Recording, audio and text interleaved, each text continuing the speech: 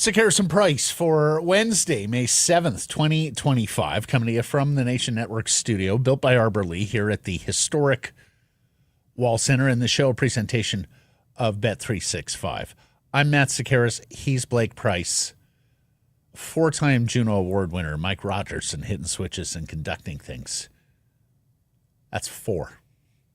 You know, one might be lucky. Two, okay, you had a good run. Four, it's legendary. He won't win one with us. No, I think his award-winning days are over, Mike. Yeah. I'm sorry to say. You hitched to this wagon, and that's He's still pretty young, but for us to be saying you're finished with four Juno, it seems a little limiting. Yeah. But it might be true. Blake and I both won the British Columbia Association of Broadcasters Broadcaster of Tomorrow once upon a time, and what that means is we're not very good today. Showed so much promise. It showed a lot of promise, and I'm sure the committee is sitting there reviewing their list of winners over the years and going, ooh, we really missed it. Couple of misses. Big misses. Big misses. More on a big miss, in my view, later in the program. A prehistoric-sized miss, if you ask me. Oh. Really? Didn't like it, huh? Okay.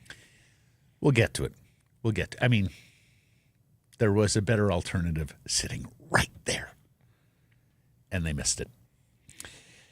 We'll start with a poll question today. As a Canucks fan, and most of you are Canucks fans, will you feel betrayed if Rick Tocchet is coaching in the NHL next season? You can vote yes. You can vote no. You can vote depends on the team. Do so at the Sick Harrison Price X and YouTube channels. What do you think, Blake? Do you think Canucks fans have a gripe if Tocchet is coaching down the I-5 with the Kraken or even further south with the Ducks? Yeah, I think that depends on the team thing holds water, especially given the, I was almost going to say reasons that Rick Tocchet gave for not coming back to the Vancouver Canucks. But yeah, if he goes literally 2 hours away to same climate, same distance from family, and I would argue fewer pieces to work with, or at least fewer special pieces to work with, I think you could feel a little bit hurt. Anaheim a little less so. A lot of people leave for warmer climes in the hockey industry. A lot of them have come from northern climes. The warmer climes seem to win Stanley Cups these days too, as well. So you got 3 recent Stanley Cups in Florida. Yeah, you got a recent Stanley Cup in Vegas. You've got 2 in the City of Angels here over the last decade and a half. I guess Colorado's not a warmer climate, but it is a southern climate. So, yeah, I'll go with depends on the team. Yeah, I voted depends on the team as well. Seattle and Anaheim are not east. Jim Rutherford told us he wants to go back east for family reasons. Yeah. Now, at one point, his brother was down in Seattle. I understand that's not the case anymore. But I vote. Look, I get it. And I get both sides of it too, because we got a lot of people in the comments saying, and we asked this poll question a couple of weeks ago: if you were talking, would you want to coach the Canucks? And most people said no. So I can completely understand one segment of Canucks Nation that understands the challenges of working for the Aquilinis and in this market. Not to mention the shit show that went on this year, and was like, no, if I put myself in Tocchet's skates, get up. Far away. Skate far away.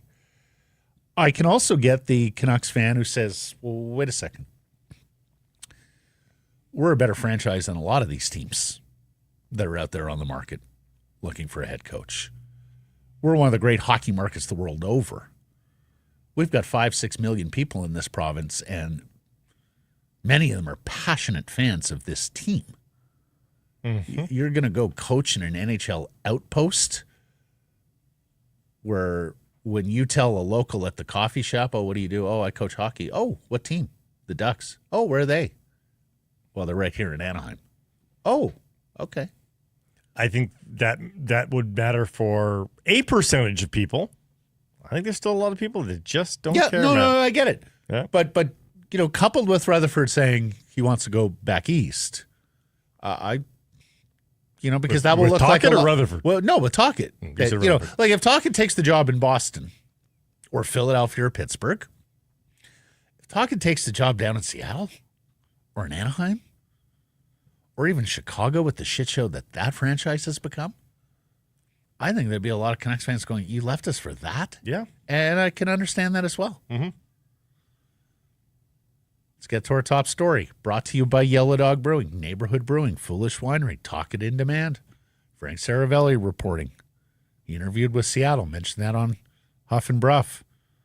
Of course, he worked with Jason Botterill in Pittsburgh. If you're not familiar, Jason Botterill was once a young NHL executive in the Penguins organization working under Jim Rutherford.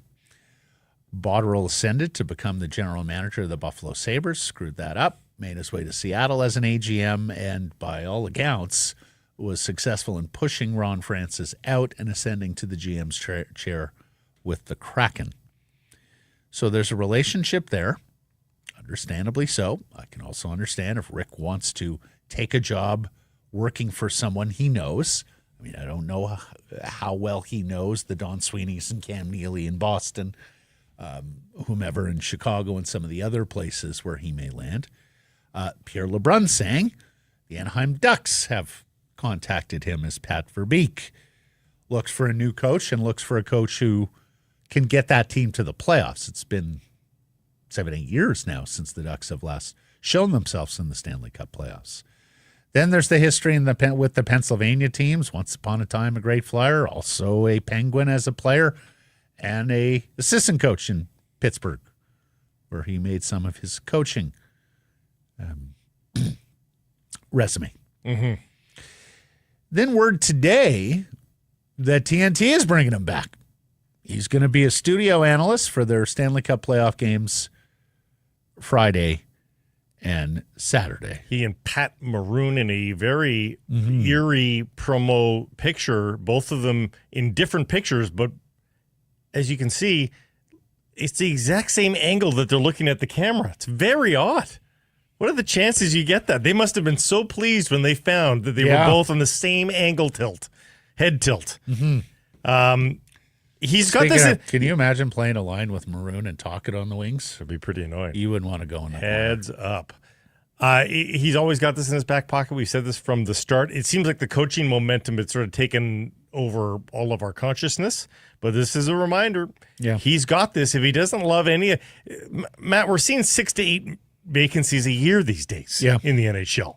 So you could just go back to the TV for a year, see what shakes free next year. Mm-hmm. You know, roll the dice here. Maybe he's always wanted to live in Nashville, and he thinks, good chance if Brunette doesn't turn this around, that'll be open next year.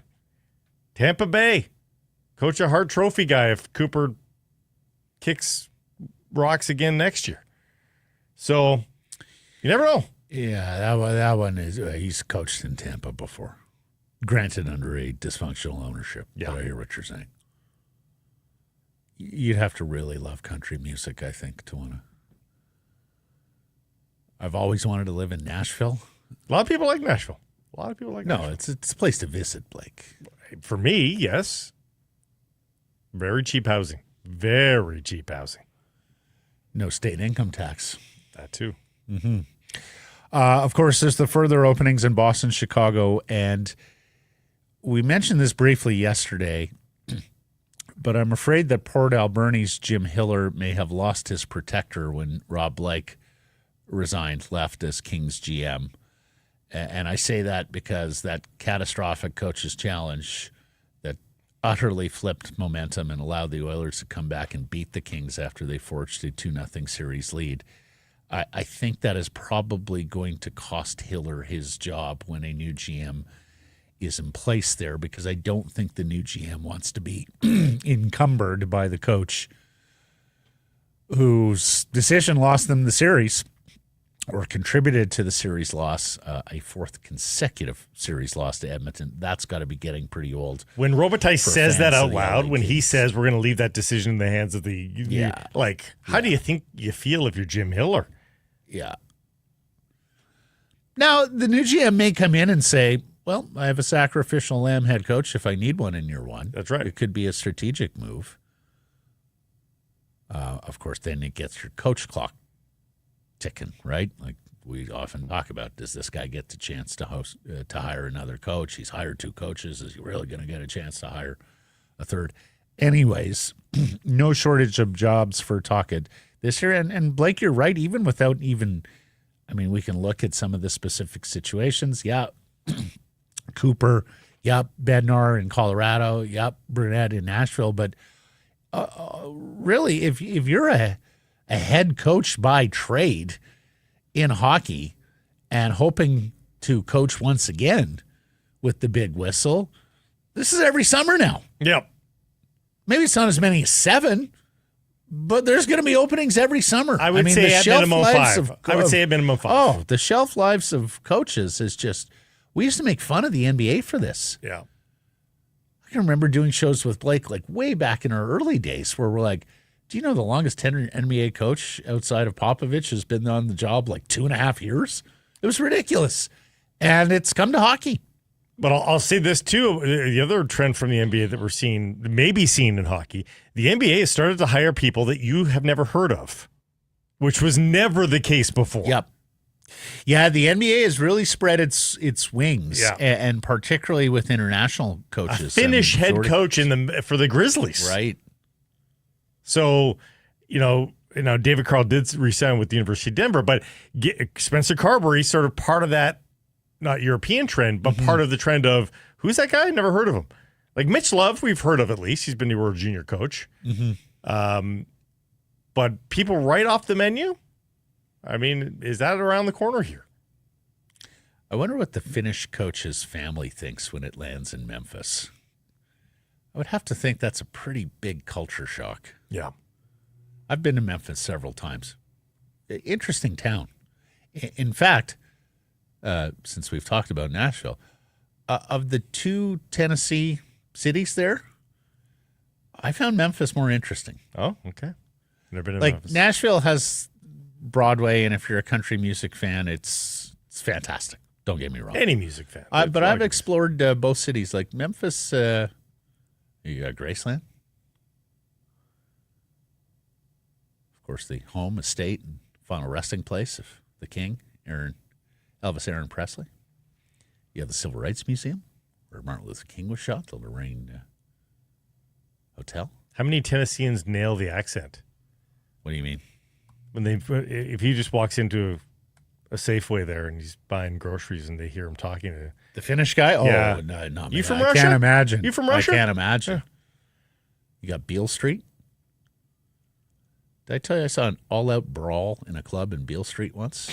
Women, too. Hair pulling. Oh, it was gosh. ugly. Oh, it was so ugly.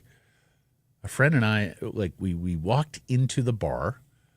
We took a seat at a back table, round table. The band was just finishing up. So we're maybe a half beer in, 1 or 2 songs in.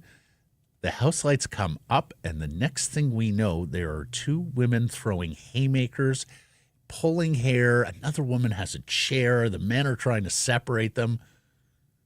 This is my first night in Memphis. And yes, we walked. All right. Yellow Dog, what are they up to? Well, He missed that one. what's that? It's nice. Thank you, Mike. You're a music guy. Walking in Memphis. Attaboy. Oh, jeez. It's been a busy week here for Yellow Dog. It sure has. I told you about a new box on Tuesday. Told you about a new box that drops Thursday. This Saturday, another date to remember, the Kelowna Beer Fest. Oh, Neighborhood and Yellow brilliant. Dog will be setting up shop, pouring some delicious brews all day long. 2 tasting sessions are open. Tickets are still available. Go grab yours now. The Kelowna Beer Fest. And amazing that they do Beer Fest before tourist season starts in Kelowna, because I'm expecting the weather could be quite splendid in mid-May for a beer fest in Kelowna with, mostly locals and Okanagan people, right? And it's Saturday, so why not drink beer? There's that as well. Okay, so for those of you who are new to the program or just don't have instant recall of all our shows, and we get it. It's a lot. Blake Price has had a pet project going on since mid-March. January, Really? February. You think It's that been a far? while. Okay. It's been several months. Trying to be proactive. Really. Miller was traded, January 31st, right? So February. By mid-February, Blake was on this horse. Now he's simply beating it. Marco Rossi is a young centerman with the Minnesota Wild, an Austrian, the rare Austrian in the NHL. First-round pick. Kind of a slow start to his career. I believe he had mono at one point, wiped out a year. He's had some, yeah. But long COVID maybe even or something. Is now launching in the National Hockey League. Had a tremendous step-up season this year for the Minnesota Wild. Here's the problem. He's 5'9". He's well shy of 200 pounds. Bill Guerin was a power forward in his NHL days. Take a look at the team he built as the GM of Team USA. A lot of big boys there. Left some smaller scoring guys behind. Kyle Connor's not even that small. Yeah. Well, that was a coach's decision. That was a coach's. That was a coach. That was not a game. I'll Guerin. And is trying to build the Minnesota Wild along the same lines with size as well. So Marco Rossi may not be the ideal profile for a top 2 center in the eyes of the Minnesota Wild.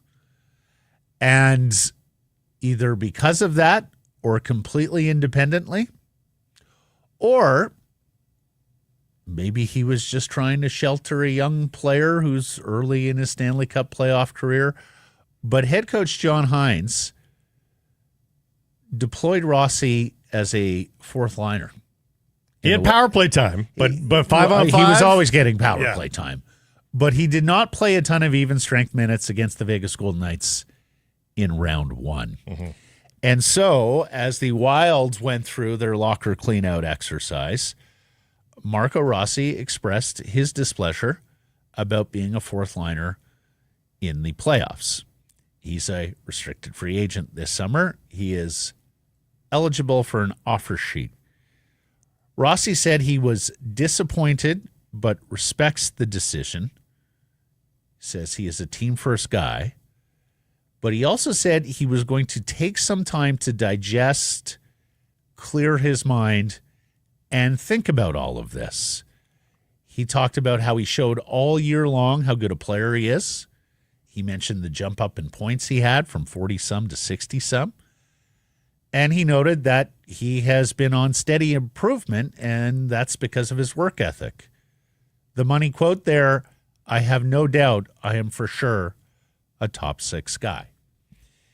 And so then the question becomes, would he be susceptible to an offer sheet if the Vancouver Canucks wanted to fire one?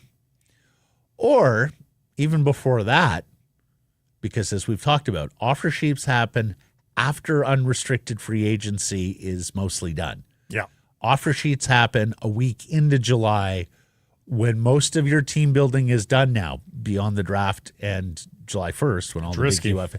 Right. So preemptively, do the Canucks go to this Minnesota Wild and offer a trade package with the knowledge that, look, if we can't work out a deal here, we're going to offer sheet, and then you're going to have to make the decision on whether you want to match what we would pay the kid. And you could pay up to, again, this is with the reacquisition of their third-round pick, which resides in Montreal. But presuming that they can do that, which I don't see why they wouldn't be able to, presuming they can do that, you could go up to a $9.15 million a year salary and only give a first, a second, and a third round pick. Minnesota's got some salary cap space, but I can tell you this. They do not want to pay him that much money. And I can tell you this. They don't have that earmarked, that big a salary cap hole earmarked for this player. They want to go elsewhere to spend that kind of money. Yes, this could be a tricky negotiation now because Rossi is certainly in line for more money. I would suspect he wants the long-term deal. Most of them do. So does Minnesota want to commit the term? Does Minnesota want to commit the money? And this is an opportunity for Minnesota to cash in on a player while the value is high. Mm-hmm. Because a player of this youth and this pedigree with this kind of production, that is a very valuable piece in the National Hockey League. And Bill Guerin, his staff, will absolutely know that the Vancouver Canucks, the Montreal Canadiens, and a bunch of other teams out there are interested in adding a top two center iceman. Now, they are not replete with center. No, they are not. If they're going to make this deal, they're going to have other people interested in Marco Rossi, people that might be able to offer a center. Mm-hmm. Going back the other way. Either a center ready to burst into the NHL, right? Sort of a center version of Lekkerimaki, and I mean a little higher end perhaps than Atu Ratu. For sure. Or a veteran guy that still has years left, like a 29-year-old veteran. Yeah. That Minnesota could stomach there. Because you got Eriksson Ek there. You have Ryan Hartman. Great third line guy. Exactly. Yeah. You have some center prospects there, but certainly not anyone that you would suspect. Well, they've got a ton of wingers who have played center before. Right. They could slide back in. They have a young kid, Height, there, who they called up, who's a reasonable center prospect. They have Prince George's Riley Height. They have Height and Height. H-A-J-T? They have H-A-I-G-H-T, Hunter, and they have Riley Height, H-E-I-D-T. They have a lot of height. Indeed. Not so much with Rossi, but elsewhere, a lot of height. They drafted in the first round, a young forward, Charlie Strammel, a couple of years back. Some believe he's a center going forward. I've even seen that Danila Yurov, their first-round pick from last year, a Russian. Some people think he could play the middle. So they may have some internal center depth. They may not. But, of course, the other thing surrounding the Minnesota Wild is Brock Nelson. Free agent from the Islanders to Colorado at the deadline, a Minnesota guy. Yeah. So, and a Minnesota guy with size. And it wasn't a great marriage there in Colorado, so he's ready to move elsewhere, you would think. So, there is Blake's pet project, Marco Rossi, but I have another name to submit to you right now, and I don't think you're going to be as keen on him. But you're still going to bring it up just to poke me. Well, I'm going to bring it up because there has been an attachment to the Canucks and this player in the past. Okay. David Pinota of the Fourth Period reporting Artemi Panarin may be available from the New York Rangers. If you're not familiar, he settled a sexual assault allegation alongside MSG from a former team employee. It sounds like there is some moving and shaking going on Broadway, where Panarin may shake free, and Blake, where center iceman and right shot center iceman Mika Zibanejad has recently sold his New York City townhome. Mm-hmm. Zibanejad, of course, was tied to the Canucks during the JT Miller dalliance. There was even word that the Rangers wanted to move Mika Zibanejad, but that he refused to waive his no-move clause. And, of course, the Rangers had a little bit of a mutiny there at one point when they asked and got Jacob Trouba to waive his trade protection to send him to Anaheim. Now, Zibanejad is 32 years old, and he is under contract for 5 more seasons at $8.5 million. Pretty soon, that long hair flow of his is going to be in a gray braid. Mm-hmm. Man, you would have to you'd have to walk me through exactly what would be the cost and salary retained, et I cetera. think that, so 5 years, I don't think you're retaining salary. No team wants to retain salary over a period of 5 years. So I think you have to take the whole contract. It was 20 goals, 62 points this year. It was down 10 points and down a full minute time on ice, 1846. Dude doesn't miss games, does he? No, he does not. He has played 81 games or the full 82 in each of the last 4 years. In fact, he played the whole shortened season as well. And he only missed a few in the 1920 canceled season, So and he then is 82 durable. before that. He is durable. Yeah. High of 91 points, and that was only a couple of years ago. Has, on a couple of occasions, been a point per game or right at point per game. But 91 to 72 to 62. No, but the point here, Blake, is if Mika Zibanejad is now willing to waive his trade protection, would he be lower cost because of the age and salary than Marco Rossi or one of the young top two centers? That would be most ideal, but of course more difficult.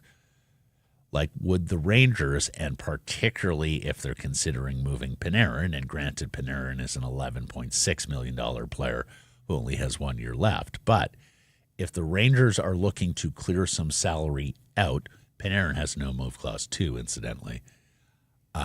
Could you get Zibanejad at cheaper trade cost and then look at it and say, okay, we didn't have to give up 15 and Wheeland.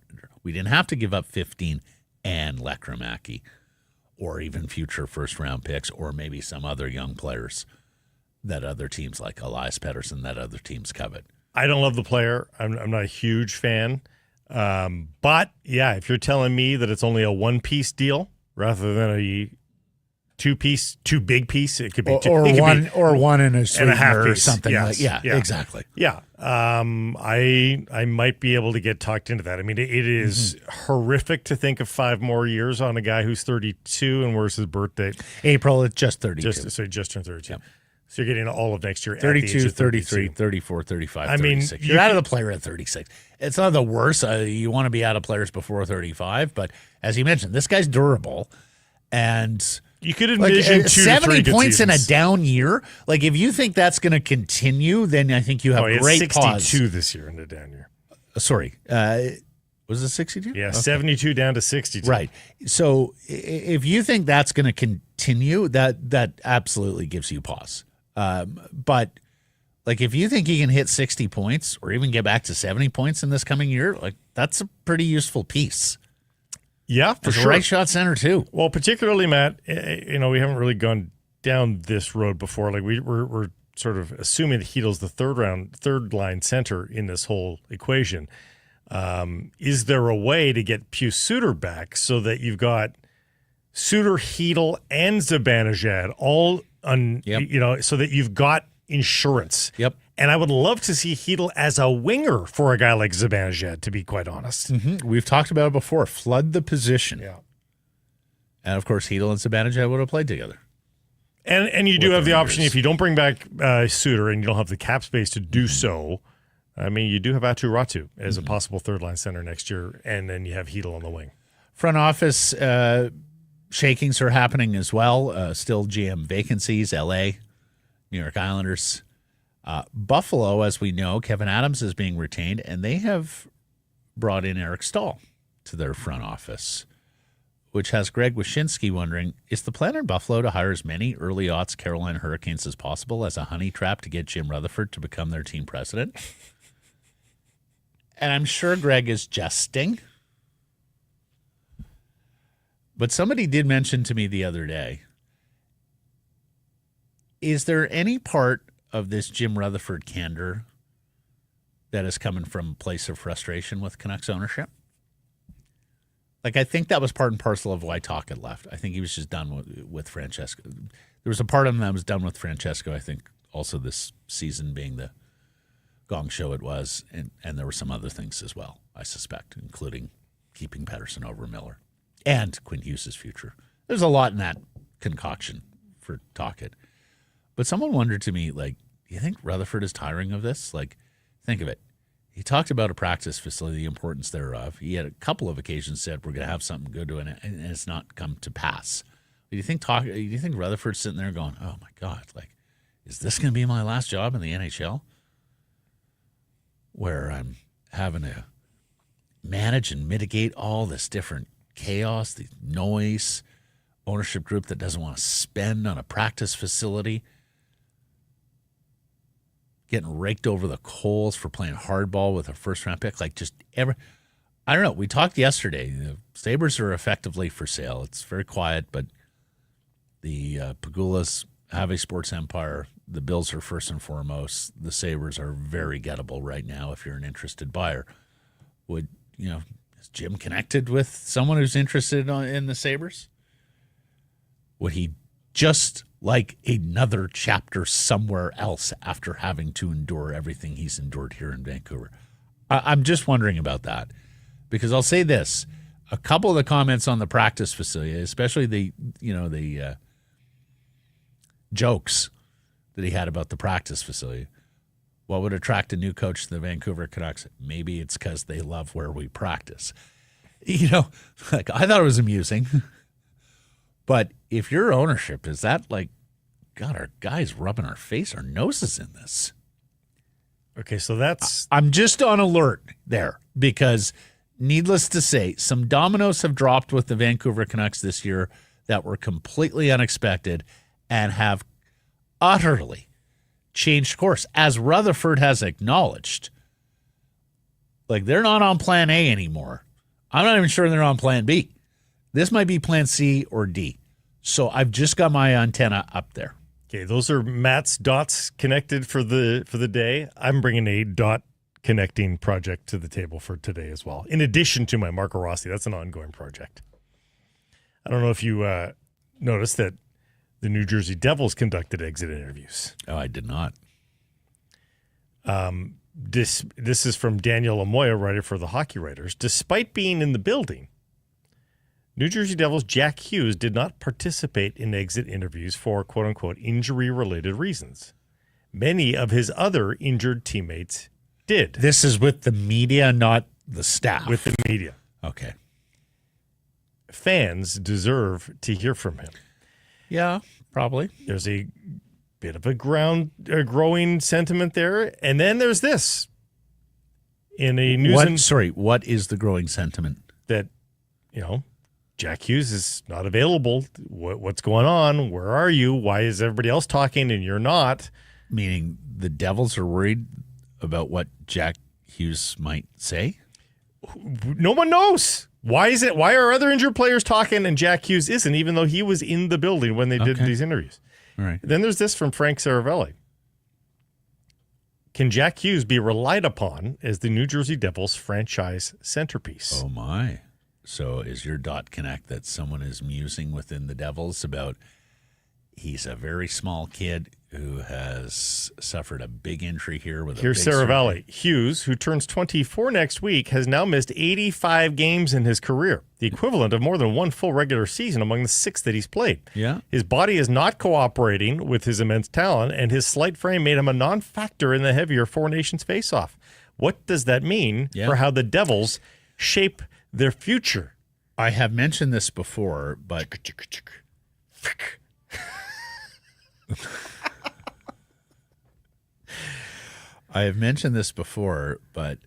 someone in the NHL I know, Eastern Conference team, said to me I think it was a couple of summers ago, might have been 3, that they fully expected that Jesper Bratt would be traded by the Devils. And I said, oh, why? He's a good player in his section.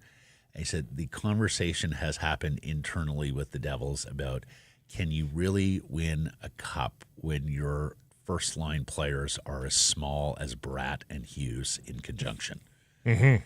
That you may have room for – we've had the conversation about Quinn here, right? Like, when you're carrying a defenseman like Quinn Hughes, can you really carry another 5'10", 180-pound defenseman and anticipate you're going to be able to hold up in big boy hockey in the Stanley Cup playoffs? I believe that conversation has been ongoing within the Devils front office for several years. And the questions would Now, be asked too. the problem is Pedersen, that Hughes. Brad has just gotten better and better and better. Yes. I mean, just an incredible season this year. So I'm sure there's many there who are really glad that they re-signed and didn't move him. And so could I see the conversation now turning to Jack? I guess I can, but Blake, the difference there is that Jack Hughes is a top 2 center. I mean, Brad is a winger, right? Like, who is playing down the middle? You've got Heischer, great. I guess you would move Mercer to a full-time center role. But the center depth chart for the New Jersey Devils gets pretty thin thereafter. And unlike Minnesota, they don't even have a ton of prospects that, figure as top 2 NHL centers. In fact, their center depth chart below the NHL is paper thin. And Matt, that question, those concerns are not alleviated in a Pedersen for Jack Hughes trade. The softness and injury, compete and injuries and all that sort of stuff. All those same questions would be there. Got you.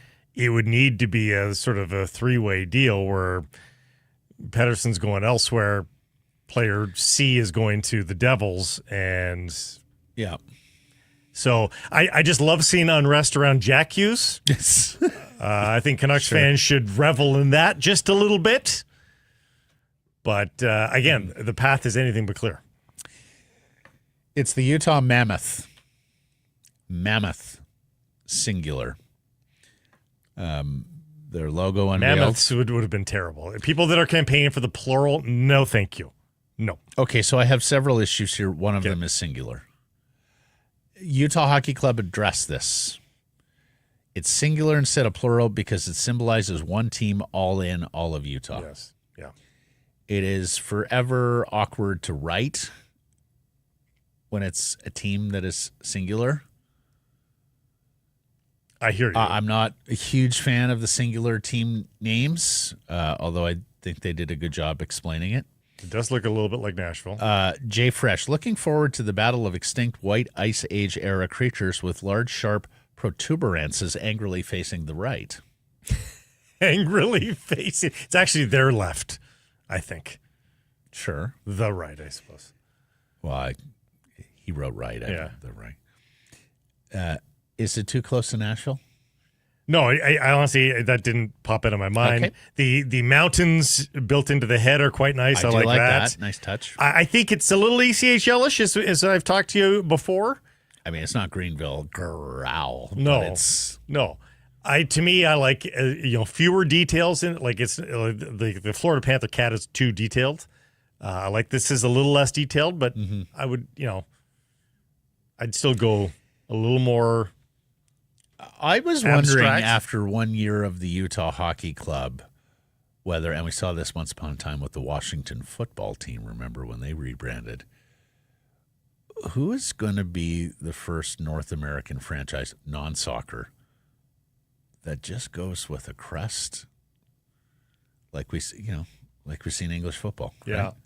And there's basically lets the fans assign them a nickname, right? Whether it's Reds, whether it's Hammers, Yeah.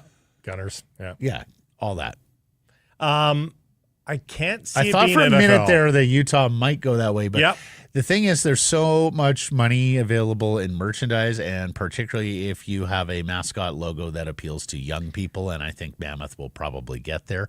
There's an NLL team in Colorado named Mammoth, one state over. Yeah.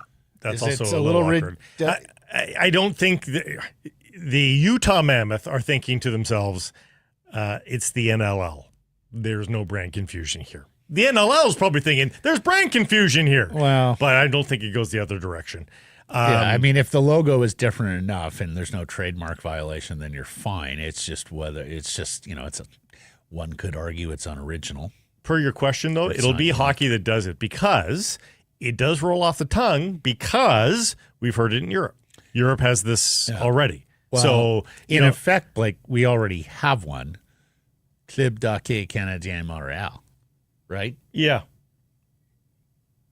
Yeah, it's sort of built in there a little bit. Mm-hmm.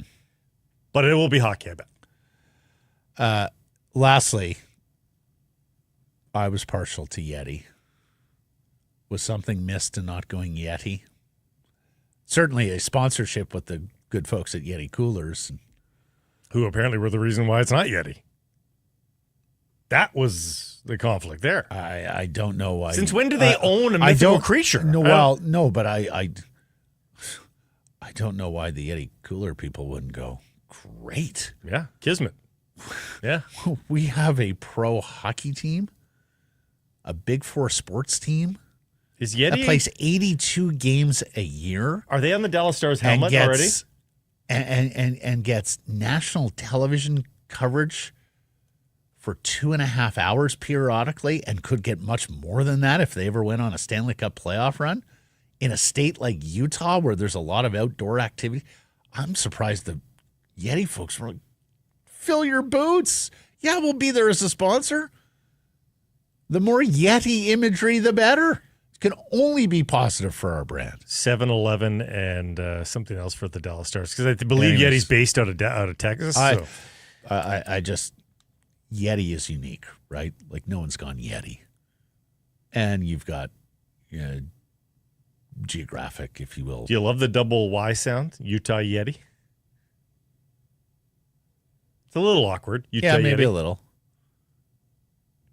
Utah Mammoth rolls pretty good. I don't mind it. Okay. I'm not against Stanley Cup playoffs. Carolina beats Washington in game 1 on the road in overtime. Now, you may have seen the shot clock, 33-14 for the Hurricanes, and we know the Hurricanes shoot from everywhere. This is what they do. This is how they play. So the context here is it is more likely to happen with Carolina than it is with another team, but holding the Capitals to 14 shots. And then you get to the shot attempts. Like, this is bonkers. I'm not sure I've seen this in the Stanley Cup playoffs. Shot attempts, Carolina Hurricanes. Shots on goal, shots that missed the net, shots that were blocked. 94. Washington, 34. 60 more. They nearly tripled them up, Blake. This is the hockey version of the soccer game we were talking about, where no shot attempts and they still won. Oh, my God.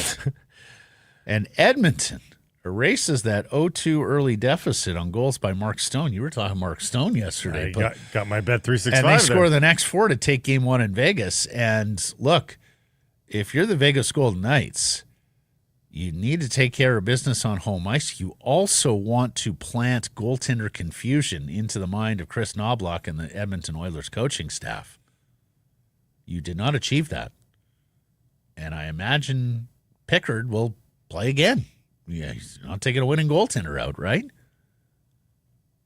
Dallas and Winnipeg starts tonight. That should be a lot of fun. Plus, this Panthers-Leafs series could get very spicy very quickly based on the events of Game 1 with Sam Bennett and Stolar. Should be a good night in the Stanley Cup playoffs. Let's get to today's menu. It's brought to you by Greta. A fantastic spot to catch all the games, home and away.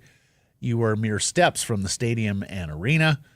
Downtown there at 50 West Cordova, the street food menu is sublime. The arcade is even better. They got weekly drink specials. 50 West Cordova, Greta, let the games begin. 3 guests today. Big show. Mm-hmm. Frank Corrado is going to join us. Talk about a lot of the issues we talk here in this opening block with Frank. Laurance Gilman is going to join us. Always a interesting from inside the front office point of view from Laurance today. And then former Vancouver Canuck Matt Cooke is going to join us as well. He'll be in town this weekend. And you're going to want to hear what he had to say about reconnecting with our community.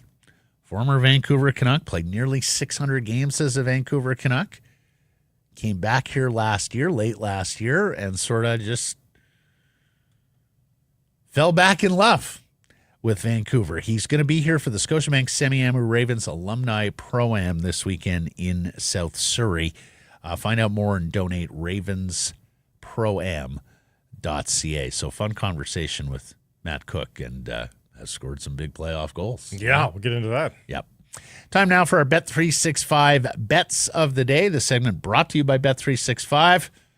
Proud partner here with Sick Harrison Price. Delighted to have them aboard. Big win over here with Mark Stone as a goal scorer. So floor is all yours. My anytime goal scorers have been on fire lately, so I'm going to stick with it and go with the guy who is tied for second in league scoring after, and I've already mentioned him, invoked his name here in this opening segment, He's tied for second in playoff scoring, couldn't get into the game in the Four Nations faceoff. Kyle Connor.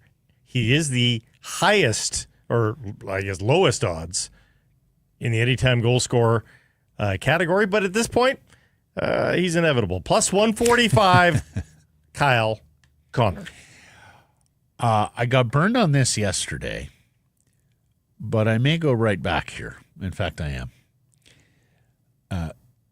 When I look at spreads when I look at money lines where I don't necessarily fancy the value, and I think Florida's going to win tonight, but I don't love minus 150. And I think Dallas is going to win tonight as well because they've had an extra day's rest. I do believe Hellebuck has shown some holes here, and of course, the way Rantanen got going there in the last two games. But I don't fancy them as a road favorite at minus 120. So I'm going to go with the minus 1.5 and hope for the empty netter. It's plus 180 on Florida. It's plus 210 on Dallas in Winnipeg. Game one there. Game two, of course, from Toronto. The Bet365. Want to get in on the action of the Stanley Cup playoffs? At Bet365, they got you. Game props, player props, totals, money lines.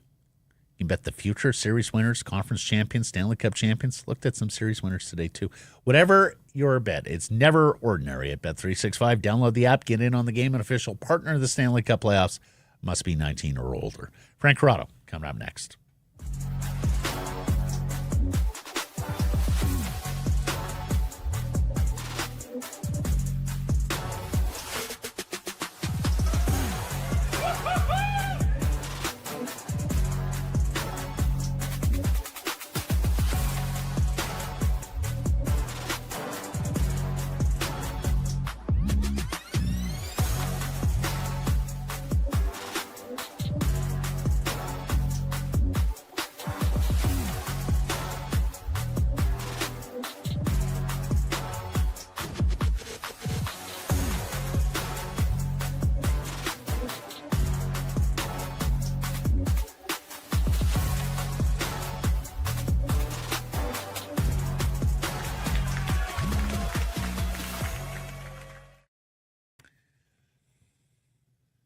Sick Harrison Price from the historic Wall Center, and nothing against the hotel, but Sick Harrison Price from the Whistler Golf Club.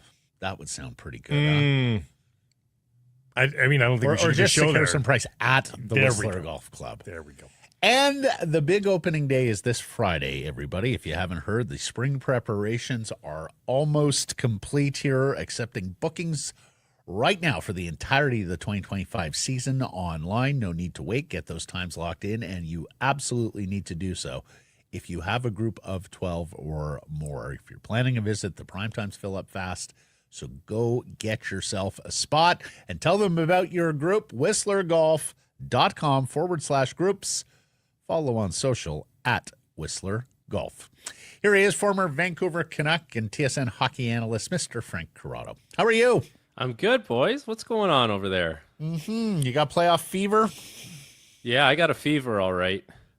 Just, I don't know. I don't even know where I'm going with that. But yeah, it's just, yeah, it's been a lot of late nights, but it's been good, you know. The first round was awesome. And we keep doing this to ourselves because we talk about how much we want 1 through 8 because it's the right and just thing to do. And then the first round rolls along, and what do? We all hop on Twitter, and we talk about how awesome the first round is. We got to stop doing that. If we want 1 through 8, we got to stop doing that. But it was an awesome first round. Do you want 1 through 8? I do, yeah. I like 1 through 8. Okay. I just think it's in a league where, I mean, we've talked about this before, but in a league where we always want to do right by everyone, right? Like we got the offside review, the coach's challenge review, the high stick review, got every review possible because it's like we have to get it right.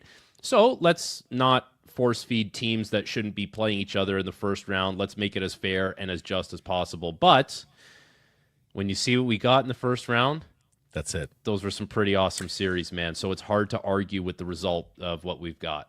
My point has always been, as somebody who likes this playoff format, the NHL is a regional league. You've got to stoke regional rivalries. This does so better than 1 through 8. I mean, we got the Battle of Ontario this year, Battle of Florida in the first round. Not to mention LA and Edmonton, although that might get a little dreary after 4 in a row with the same result. But like there would have been no guarantees of Dallas, Colorado, right? Like upsets happened all the time. At least we got Dallas and Colorado, even if it was a round or two earlier than people would have that's hoped. what people would And say. they're getting them fresh, right? Like, so if you That's get it. Dallas and Colorado late in the playoffs, who's banged up, who's not playing, like you're rolling the dice a little bit. You would think, teams are somewhat locked in down the stretch, so there's an element of load management. You're getting, well, we didn't get it because Dallas was missing 2 key players, but theoretically, you're getting the best version of each of those teams right off the bat. So there's something to be said for that. We just haven't seen a lot of churn in the teams in the playoffs. So I think people are just a little bit bored because there's been a lot of teams that are at the bottom of the league that have been there for a long time. And so, hey, at 1 versus 8, you're not seeing them anyway. But I think the sentiment is that people just haven't seen a whole lot of new matchups because we've had a lot of the same teams in the playoffs. It feels like there's only been a variation of, 4 teams every single year in the playoffs year to year. So I think that's as much about the boredom as anything else. And Blake, you know what I wonder? Like if they do get into expansion and we get 2 more teams, how much harder is it going to be if you're a have-not to become a have in the NHL? Yeah. Right? Because if the talent pool is the talent pool. There's only so many superstar elite players. So those teams that have them, they're going to do everything they can to possibly keep them. So how do you become, I don't know, how do you turn the corner other than you have to draft high for, I don't know, half a decade and then hope that your next 5 years after that, you turn those guys into players. It's like a 10-year plan. I'm just thinking, like, this is just off the top of my head. Outside of that, you can't really, I don't know how you flip it. It's going to be hard with all these teams in the mix. Before we leave the big view of the playoffs, the Canucks own the most dramatic team off the ice in the National Hockey League. Of that, there is no doubt. Are the Oilers amongst the league leaders in most dramatic team on the ice? Their ability to score and give up goals is profound. No. No? Well, they were Leafs. It's always the Leafs. Leafs. There's a lot of drama In the with Leafs. playoffs, maybe, yes. If you just isolated it to playoffs. Yeah. But Do you want to make? We can make Edmonton's win about the Leafs if you want. Like who scored the 2 goals to hold win on. the game and TSN.ca. then get Yeah, the insurance? Are Zach any of the Hyman Mex and Connor Leafs? Brown. Zach Hyman from Toronto. Okay. Brown. Enough with our Sports Center production meeting here, though. Let's. Yeah. There's that Twitter account, Toronto Sports Network. But that's You what I'm ever saying. see that, As an objective observer, like watch an Oiler game, like it's usually pretty fun to watch. Well, Edmonton, Vegas in particular is fun. That's big boy hockey that we saw last sure night. is. It sure is. And you know what? Like Edmonton beat Vegas at their own game. Like they out Vegas last night. And that was, 2 years ago. If you watch that series, there is no room for McDavid and Draisaitl at 5-on-5. They basically had to rely on their power plays. Vegas shut it completely down. And last night, Edmonton shut it down at 5-on-5. They get the power play goal early. They make one mistake on a rush with Corey Perry over back checking that leads to the second Mark Stone goal. And that was it. It was in complete lockdown mode. They only gave up 1 shot in the second period. Throughout the last 40 minutes of the game, only 4 shots for Vegas at 5-on-5. That was a clinic. And I guess the thing about the Oilers is if they're going to play like that, you're going to get good performances from 97 and 29.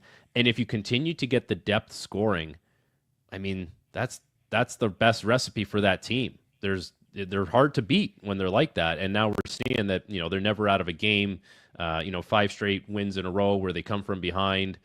That's pretty remarkable for them to be doing that. And they're resilient, and they're never out of it. All right. Do you want to carry on with your pet project here, or should we take the discussion in a different direction? Well, I have already thrown Marco Rossi your way earlier this off-season near the end of the regular season. And now Marco Rossi himself is bringing gasoline and matches to the fire here because he's talked about how unhappy he was being on the 4th line at the end of the season for the Minnesota Wild. 5'9" centers generally don't leap off the page for guys like Bill Guerin, I wouldn't guess, power forward in his own NHL career. Is there a match there for the Canucks to either offer sheet or B, just trade for? Boy, of course there's a match there because of the need at center ice. But I think the Canucks wouldn't be the only team that would look at a guy like Marco Rossi and say, he's not even 24 years old. He just had a 60-point year. There's more there. And you bring him in, like that's a guy who can potentially do something for you.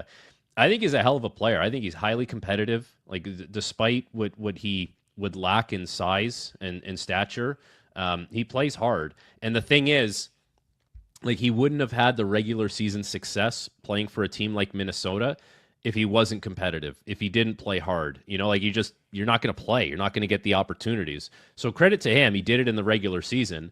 But it just, we can all do the math, right? Like, we know what kind of team Billy Guerin picked for Team USA. We know the kind of player he was.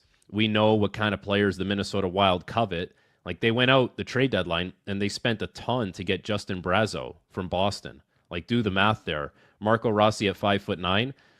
I mean, it's easy to say that maybe he's not in the plans there. So with that being said, I think the phone will be pretty busy as far as teams inquiring about him. And I think Vancouver should be, one of the top teams as far as calling and blowing up Billy Guerin's phone to try and get a player like that. He's young. There's a lot of upside. And you can find a way to get him locked up for a significant period of time on a good cap hit. I mean, how do you not try and entertain that? Do you think, and granted they don't have a general manager right now, but do you think the Islanders jumping all the way to the number one pick, do you think that changes the equation for them? Could you see Horvat, Barzal, something like that, shaking free, given who they could add there? Turn a page, too. Yeah. Chance to turn the page. Given they're going to have a new manager. I know. So, as you guys know, I do a lot of Habs games. And, they're always asking me in that market, because I do hits there, about a second-line center, because that's the big thing that they need to address. And, obviously, if you look at the UFA market, it's limited, and the prices are going to be expensive for a guy like Sam Bennett. And they also need someone who's different than what they currently have, meaning Suzuki's not huge, Newhook's not big, Evans is not big. So they need someone who's a little more robust. So the name that, that market kind of likes is Bo Horvat. That would make a lot of sense, and you'd be replacing Christian Dvorak, who's a really good left-handed faceoff guy, with Bo Horvat, who's a left-handed guy who can dig in on faceoffs. Like, it makes all the sense in the world. And the thing that Montreal would have going for them is there's just a litany of prospects and picks that they've accumulated over the years that you can part with some of these things and not feel so bad. So you have that to offer. As far as the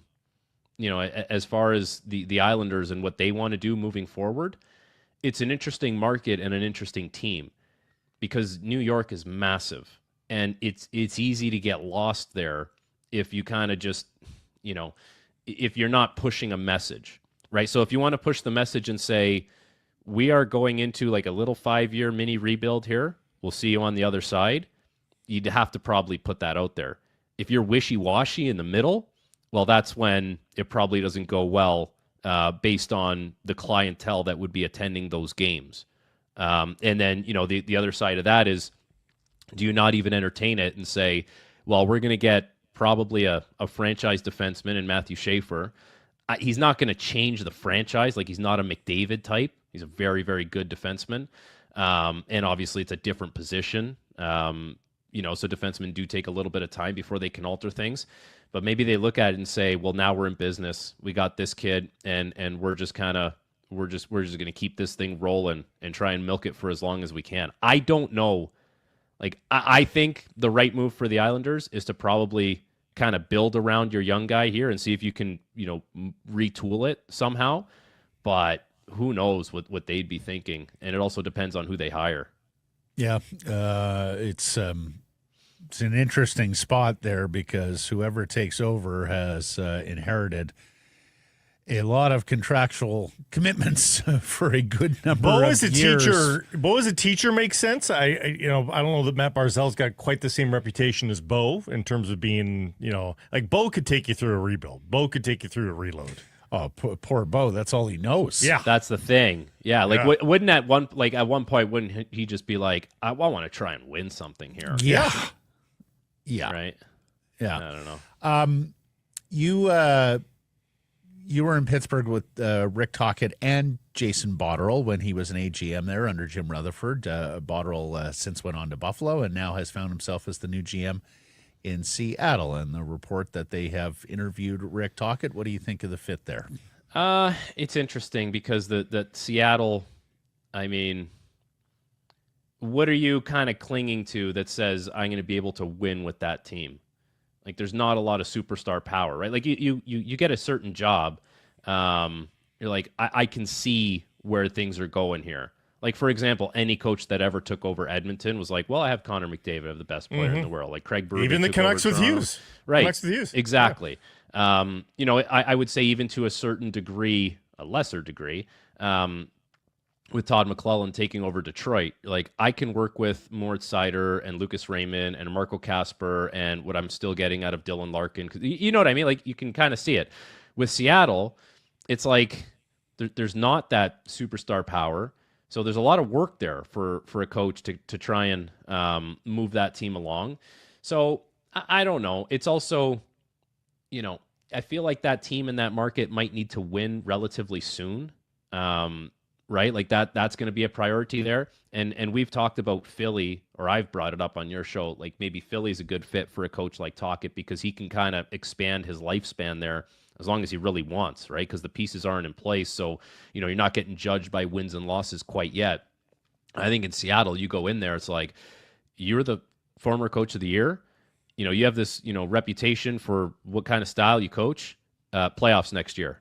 And it's like, well, maybe, I don't know. They don't have the guns. Like they don't have the ponies to kind of turn it around that fast. So that would be, that would be an interesting position for a coach like that to kind of put himself just right back into the fire right away. Do you think he's going to be tempted by TV with this little sojourn back to TNT? He gets reminded here pretty shortly that you stay undefeated all season long. You may not make as much money, but you know where you're going every week, which is one place. Yeah. And you're undefeated all season. Do you think that's tempting for him, or do you think now that he's bitten from the forbidden fruit again, that he's going to be sucked back into the coaching ranks? I think it just makes him more selective. Like he doesn't feel like he has to take a job just for the sake of taking a job. Like there's no desperate situation because he'll go once a week or whatever it is in the playoffs. He'll make his money. He'll talk about hockey. People will love listening to him because he's got a lot of great insight. And life is pretty good. And you're right. You're not judged by wins and losses, in that arena per se. So I'm sure there would be some temptation there. I think it always just comes down to how much video do you want to crunch, with how much work do you want to give yourself? Do you still have that fire to say, like, I need to prove myself more as a coach in the NHL? Like, those are all things that he would grapple with. But you can't argue the fact that he's going to make not as much money, but a ton of money to talk about hockey and sit on the panel and have a great time with the fellas. It's pretty tempting, and you can do it for a long, long time. Frank, you once went on a deep playoff run with Travis Green and the Utica Comets. Tell me, what could a deep playoff run do for prospects and development here with the Abbotsford Canucks? It teaches you how to win. And I think that's a part of development that people take for granted. When it comes to the AHL, people talk about, young players, they got to play, they got to get ice time, and they got to develop. That's part of it. But you have to develop winning habits. Like, you have to learn how to win. If you're just out there playing and getting your ice time and getting your reps and getting your touches, at the NHL level, it's only going to take you so far. And there's nothing like kind of learning the grind and how to handle it and how to, kind of work through the different moments of tension and uncertainty come playoff time and battle through the injuries and the uncomfortability.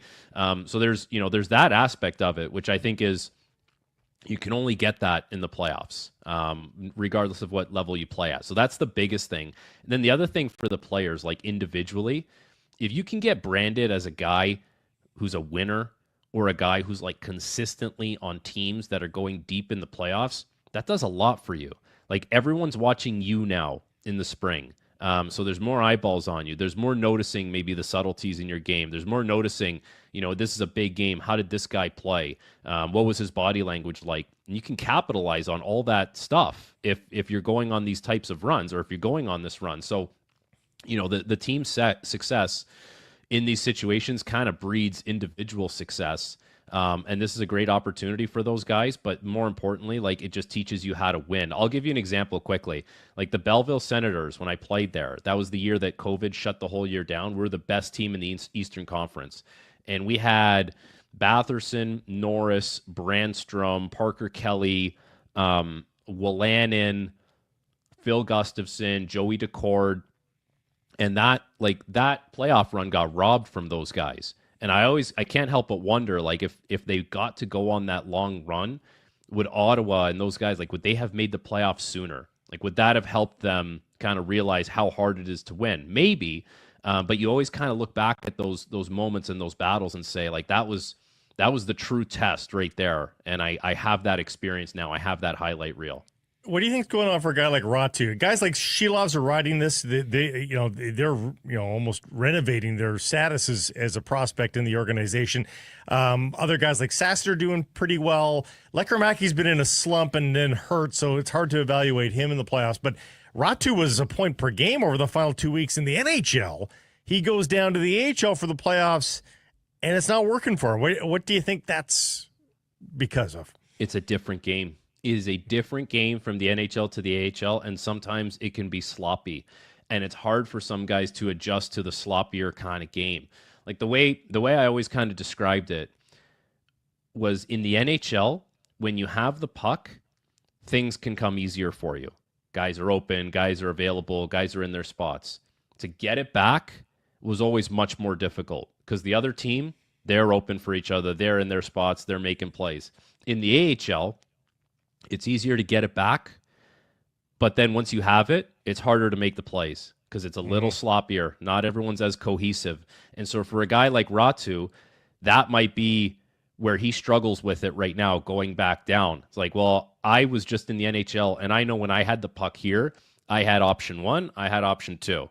And now he's like, I got the puck here, and option 1's half a step late, and option 2's nowhere to be found. So I'm screwed. You know what I mean? Like, so that's the difference. Sense. That's the difference between the AHL and the NHL. So it is a little bit of an adjustment period, and he's just got to find a way to work that out. But a guy like that, like, really should be no excuses for him to not produce going back to the AHL. Like, you want to play in the NHL, and you have success. You kind of have to dominate these moments. Like that's what it's all about. You have to prove that this level, you're no longer fit for this level anymore. And so that's the challenge for him with the playoffs. Frank, final question for me. It's a tough one, bud. You played in Utica. You played in Scranton. You played in Belleville. Not to disparage any of those communities. No. Prince Edward County, Ontario is a lovely spot. Lovely. They can actually grow wine there. They have some nice beaches, Blake. I'm not sure if I've you been, ever. yes. Yeah. How do you think you do playing AHL hockey in Palm Springs, California? Coachella. I'll tell you how I would do. When I tore my quadriceps tendon, I had enough. I had had a high ankle sprain. I'd had an ACL surgery, and I had the quadriceps tendon rupture. And I had basically missed, 18 months out of the previous 24 months of hockey. I called my agent, God bless him, Joe Resnick, great guy, great agent. I said, Joe, I'm ready to play. I'm cleared. I said, I am instructing you to please reach out to teams that are in nice, warm climates. I'm talking San Diego. I'm talking Ontario. I'm talking Bakersfield. I'm talking Texas. If it is like 15 degrees and over in the winter, please tell those teams that I'm available and ready to play. I am ready to play below the Mason-Dixon line. And he came back to me. He came back to me about a week later. He goes, I got nothing for you. And he goes, here's what I got for you. He goes, I got a PTO in Belleville or Binghamton. And I said, boy. Joe, that ain't warm. That is not what I'm looking for. The Northeast does not It's time meet to call the it a criteria. career. Yeah. So I took the Belleville one, and I really enjoyed my time in Belleville, and I'm happy I went there. But yeah, so that's to let you know how I would do in a place like Palm Springs. Probably pretty good. Yeah, I think so. Wouldn't we all? Wouldn't we all? That's awesome. Awesome stuff. You'll always have a place with us, Frank Corrado. Mildly warmer. Yeah. Thank you for this, and until next week. See you, fellas. Sick Harrison Price from the Historic Wall Center. And as the weather maybe takes a small turn here this week, a little bit cooler, head indoors.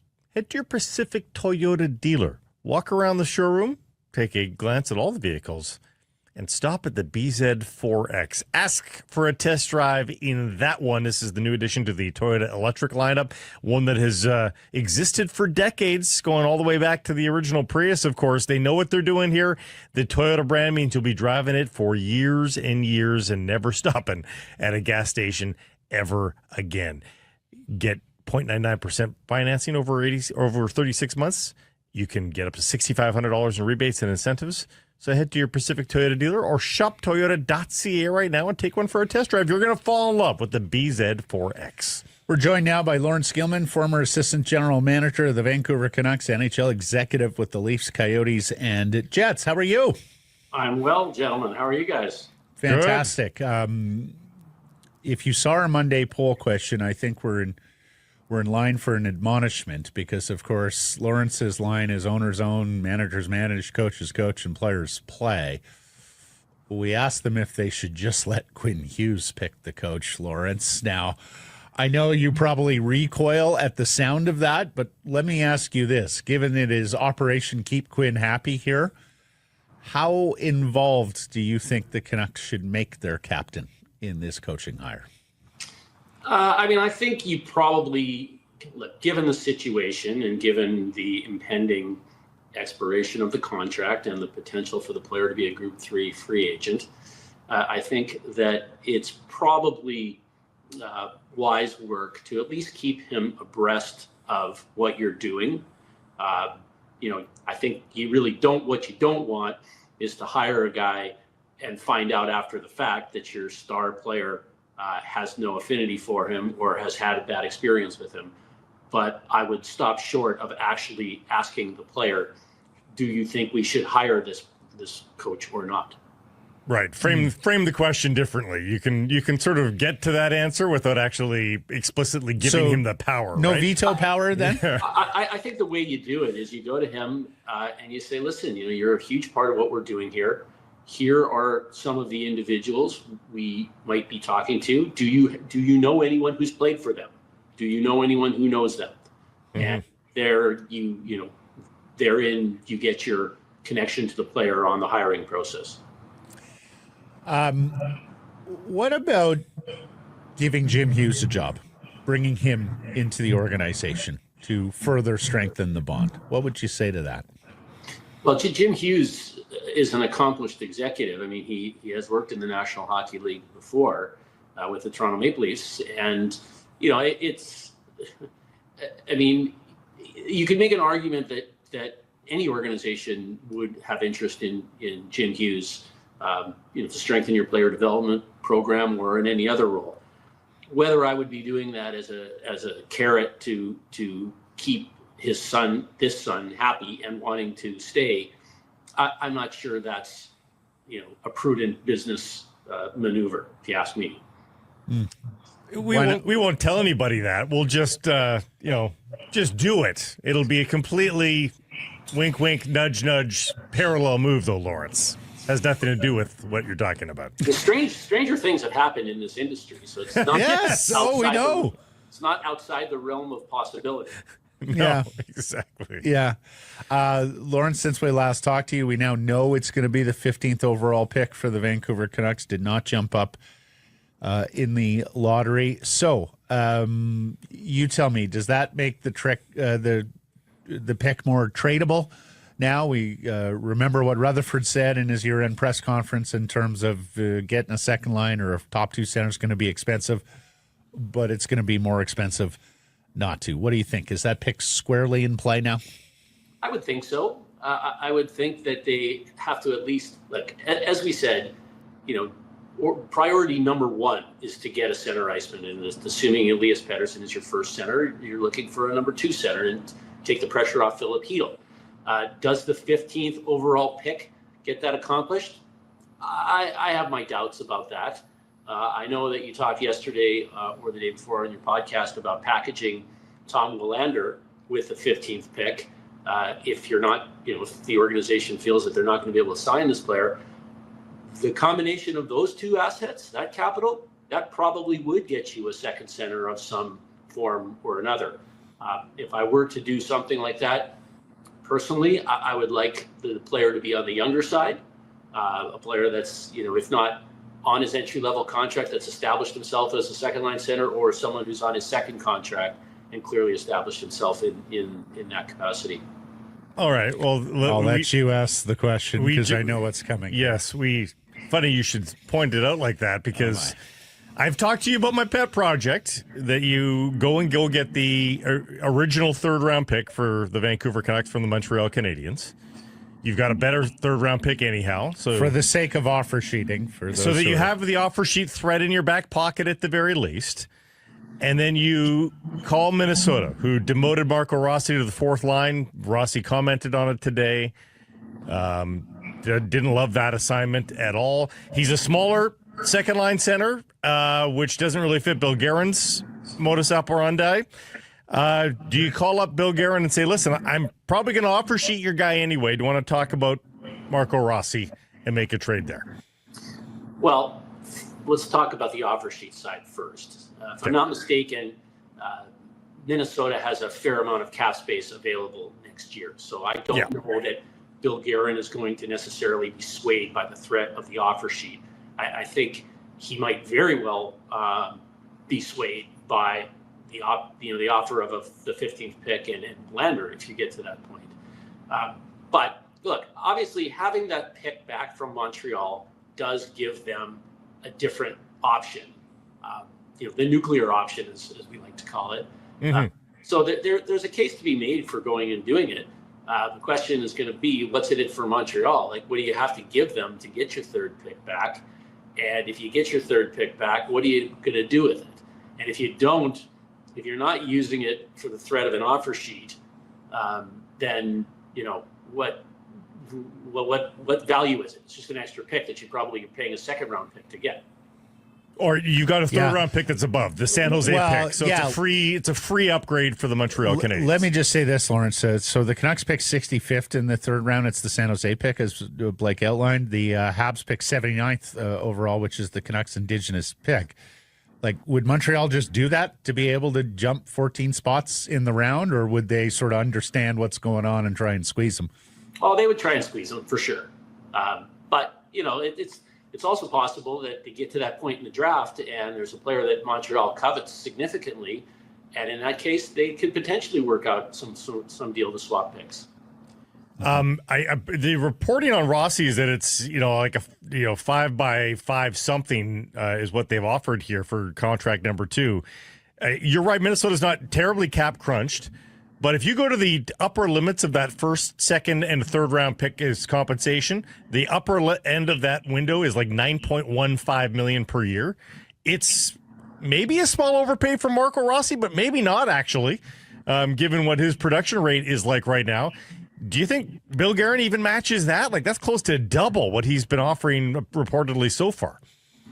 Well, I don't know. I mean, I have a tough time believing that it makes prudent business sense for a team to be paying Marco Rossi upwards of $7-8 million at this point in his career. That could end up being disastrous if the guy plateaus or doesn't reach the potential that you expect him to reach. Got to take some risks, and he's a point per game player now. I mean, like that's what those guys make, and if you can get him on a long-term deal.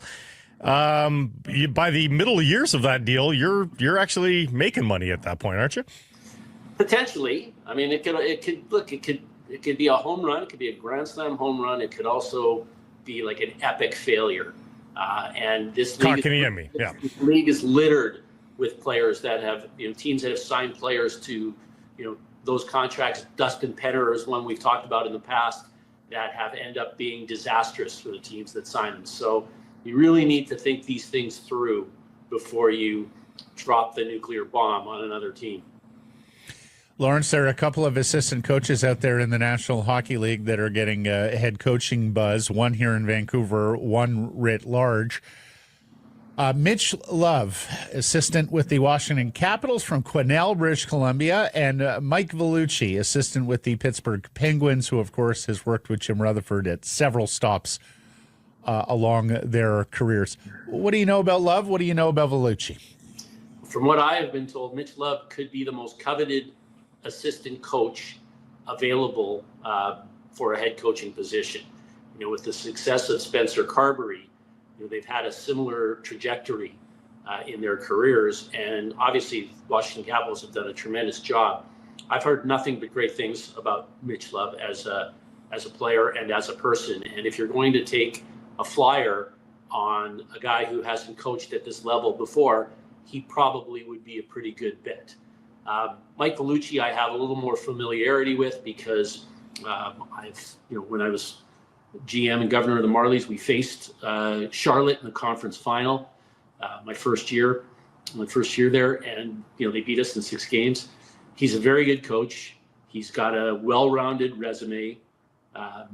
He's a mature gentleman, and obviously Jim Rutherford has showed a significant propensity to hire people that he has previous experience with and knows well. So it's definitely not outside the realm of possibility that he could step into the big chair for the first time and know that he's got the support of the general manager and the president of hockey operations behind him.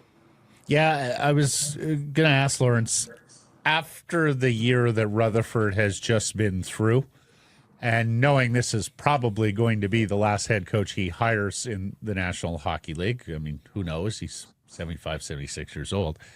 How do you think that informs, how do you think that influences the decision on this head coach? Well, Jim Rutherford is a very confident guy, and I don't think he hits, his head hits the pillow very easily at each night. I think he's not really stressing out this hire. I do believe he knows he needs to get it right.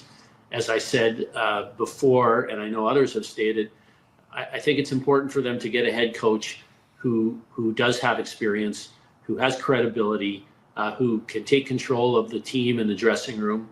And, Jim's hired a lot of coaches in the course of his career. So I think he knows he needs to get it right. And, he also knows that it's a competitive coaching market right now, right? You got 7 vacancies. And as we talked about, I believe last week, if you're ranking all those vacancies and you're a potential coaching candidate, the reality is the Canucks are based on the year they have had, they're closer to the bottom of that list than the top in terms of the desirability.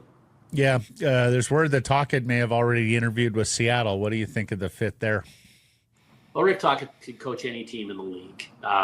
Obviously, he and Jason Botterill worked together in Pittsburgh, so there's familiarity there. Seattle isn't closer to the east than Vancouver, but I think, listen, as we say, there's 32 of these jobs available, and there's no harm in having the discussion with Seattle or Anaheim or any other team, irrespective of where their geography is, to see what the fit is and whether it would be a good place for you to go and work. What do you make of a couple teams holding on to their coach? Do you think it's a comment on what these managers see out there in terms of the coaching class? Cooper staying put, that's understandable given his future, or his past. But Brunette being kept in Nashville, a little more patience for managers here than you expected this summer. Well, I don't know if I would consider 7 coaching openings as patience on behalf of managers. Not this year. I mean, just this summer since it started here. Well, as I've said before in the context of trades, you never know about the player you're acquiring, so you better be damn sure of the guy you're giving up. The same can be said for coaches. Andrew Brunette's a good coach. He didn't become, less smart this past year. I think, in the case of the Nashville Predators, not having strength down the middle is really what, undermined their hockey club. The devil you know is always better than the devil you don't. And, when you make a coaching change, you start over, and, hope obviously springs eternal each time, but you never know what the response is going to be from the players in the dressing room and the group and the entire organization. Lastly, from me, Laurence, we've talked about this before, and your expertise in running AHL farm clubs, I think, is going to be helpful here. But the Abbotsford Canucks, much of their late season run was fueled by prospects, young players who may still have NHL futures, or most definitely have NHL futures. And they got in the playoffs, and the prospects were still doing okay. That has taken a bit of a step back here. Now it seems to be more of the veteran guys who are driving Abbotsford's success. Take us inside. Like, what are the conversations that take place between the NHL club and the AHL club in terms of a Calder Cup playoff run, and wanting to see prospects be a part of that? Well, there's always a push from the general manager to whether it's the assistant GM or whoever is the GM of the farm team, to get experience for their young players. And lots of times that experience comes at the expense of veteran players. However, my experience has taught me that diminishes considerably as you move through the Calder Cup playoffs. And, there's revenue to be generated by additional playoff games. And there's a learning curve that young players need to go through. And lots of times there's value to be had by just being there and witnessing what it takes to be successful in the playoffs, and watching veteran players that have been there before, and watching how they're calm and they're focused and they're competitive. And just because the ice time may be diminished or a player may be healthy scratch for a game, they're getting valuable experience by being on a team that is going through a playoff run in the American Hockey League. I know at the major league level now, they pretty much dictate lineups all the way down through the minor leagues in baseball. It's not quite that ham-handed from the top in the NHL. Is that fair? I wouldn't say as an institution that it is that way.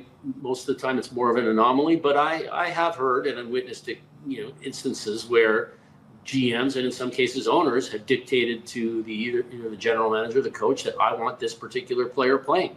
This guy stays in the lineup, or this goaltender goes in. So it does occur, but it doesn't occur with the frequency that it does, I believe, in minor league baseball. All right.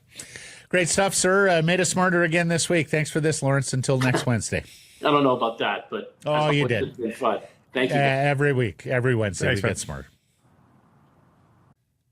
So here's some Price from the historic Wall Center. And the new tradition, sweeping the nation as people tee it up here in the spring and summer. It's bogey juice. Why wait around parched, so thirsty for a rare sip of birdie juice when you can get bogey juice anytime you want, pretty much, if you're like us, that is. Bogeyjuice.com. Use the code SP15. Get 15% off your order. These are individual-sized little bottles for that special shot when you do just lip out. Or you can get a full bottle and pour that over ice with some club soda and have a fabulous apple ginger top shelf vodka mix that will blow your mind. Check it out at bogeyjuice.com. And don't forget the merch. Yeah. Well, it's Stanley Cup playoff time, and as you know, Blake, the game within the game. What can you do, not just in terms of scoring goals and preventing them, but getting under your opponent's skin and into their heads? And when I think of the game within the game in a Vancouver Canucks context, I certainly think of our next guest. He played 598 games with the Vancouver Canucks, including playoffs. He'll be back in town this week for a charitable event. It is our pleasure to welcome to the program former Canucks forward, Mr. Matt Cooke. Matt, how you doing? I'm doing well, guys. You? Yeah, fantastic. Good. Fantastic. You watching the Stanley Cup playoffs? Yes, I am. What strikes you so far?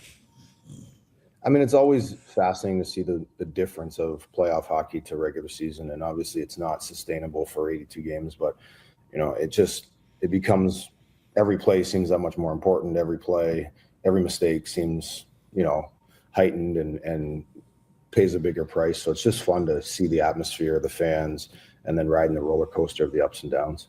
Heard your name invoked this week because of the late tying goal for the Winnipeg Jets. You tied a game versus the Minnesota Wild in the playoffs with 1.2 seconds left. You tied the Game 7 versus the Flames with 5.7 seconds left. Mr. Last Second here. Do you remember what that adrenaline was like at the time of knowing, I don't know if there's time to tuck this in, and you do? Yeah, I mean, the Minnesota one was a little bit different because we had a face-off with, 3 or 4 seconds left. So, obviously the urgency to win the draw, which Trevor did, and then just get the puck on net and get to the net, which as soon as I was there, it somehow poked loose and I dove to get it in. But the Calgary one was a major roller coaster because I'd already scored to make it 2-1 in the third period.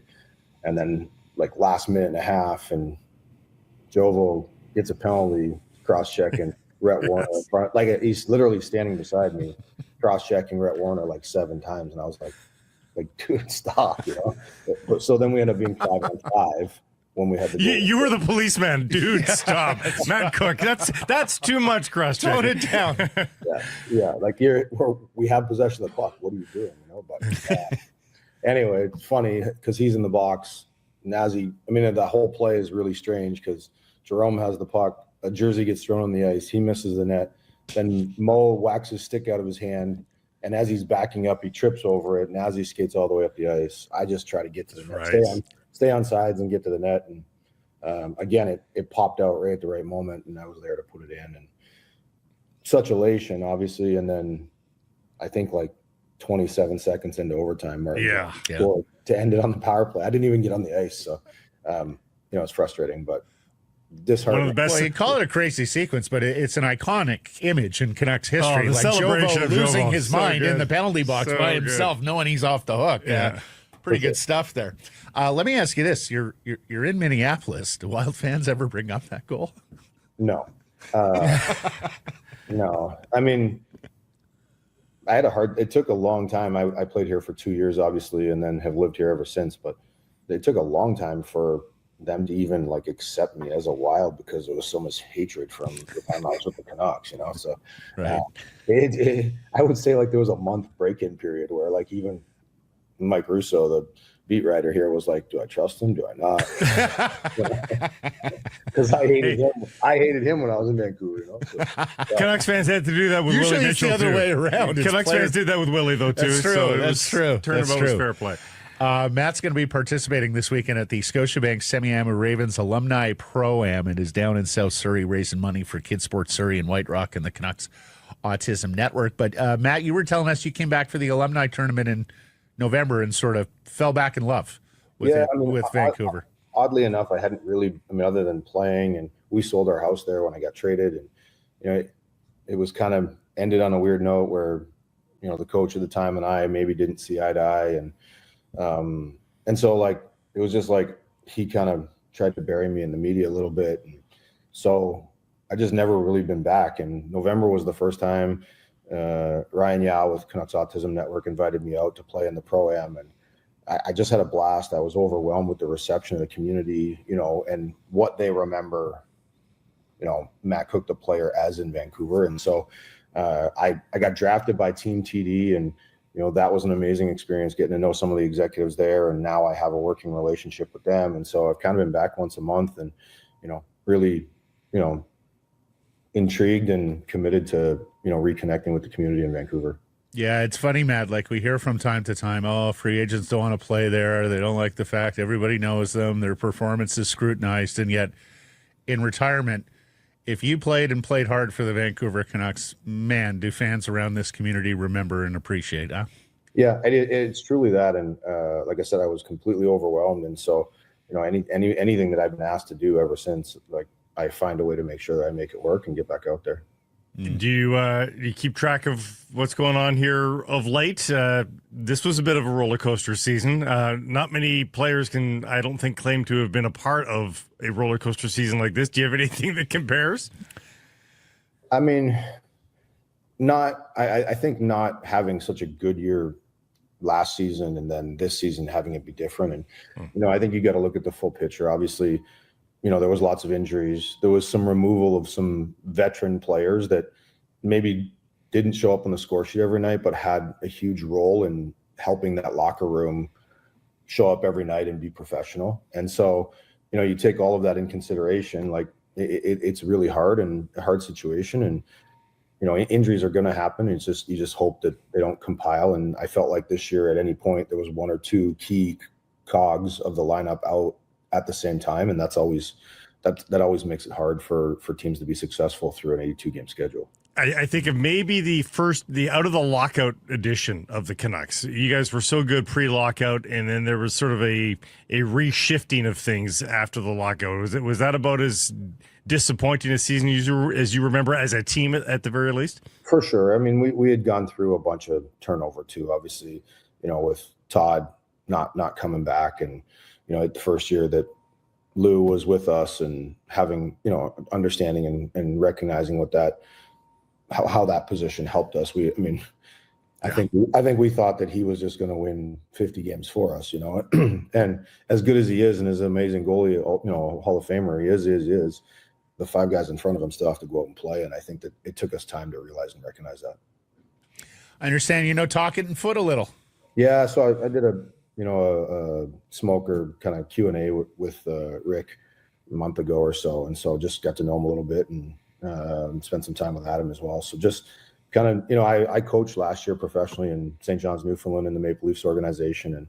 And then I worked with Adam Oates throughout this winter, and I'm pursuing getting back into coaching. The skill stuff was great for me to learn. It's just my passion is to be in the locker room and help a team win. So it's always been, logo first for me. And so that's something that drives me. Well, there's vacancies here. Feel free to submit. We look forward to watching your journey in the coaching ranks. Matt, it's this weekend, the Scotiabank Semiahmoo Ravens Alumni Pro-Am. On Friday night, there's the draft at the Wayback Brewing Company. Saturday, the games at South Surrey Arena. Sunday, a family skate at South Surrey Arena. And we encourage you to donate ravensproam.ca. Welcome back, Matt. Thanks for the time here. Wish you the best and look forward to watching your journey. Awesome, guys. Thanks a lot. Harrison Price from the historic Wall Center. If you have your tickets to the big game, why not make it a full experience? Stay downtown here at the Wall. Call 604-331-1000. Ask for the Harrison Price rate. Some blackout dates apply based on availability. I have a new cause, a new campaign. Based on my experience on the golf course yesterday with our friend Brad McDonald from Yellow Dog. Yes. We make the turn. He goes, what's the damage? I give him the numbers. And he goes, oh, that's pretty good for you. And I go, yeah, and imagine if I could putt. And he goes, how many putts? I'm like, 21 putts on the front nine. He goes, whoa. He goes, I didn't think you were that bad. I count putts from the fringe and off the green. And he goes, you're not supposed to do that. That's not how the PGA Tour does it. Like, unless you're on the green, it doesn't count as a putt. Why?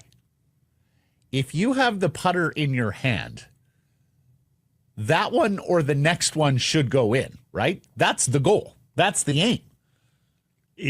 But when you're counting putts, you're measuring your ability to putt on the green. Oh, why? Just because you've chosen the putter in an all-terrain capacity, honestly, doesn't make it a putt. Blake, like I had a 10-footer yesterday, and it's barely on the fringe. You're telling me that doesn't count as a putt? Yeah, it doesn't, because that's ridiculous. You're measuring. You're lying to yourself. Your ability to putt on the green. The minute you bring fringe on the green, the minute you bring fringe into the equation, it's a new variable. I completely agree that if you're going to chip it, don't count it as a putt.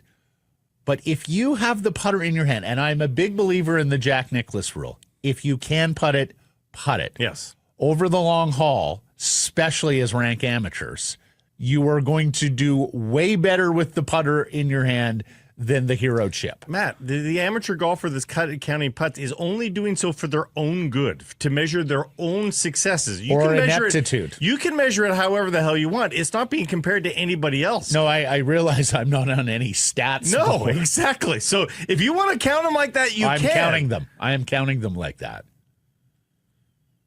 But I mean, it's a game of self-flagellation. Yeah. I mean, you want to tell yourself you're worse? Sure. Go ahead. I'm all for that, actually. So 43 putts yesterday. First round I can remember, more putts than actual strokes yesterday. I'm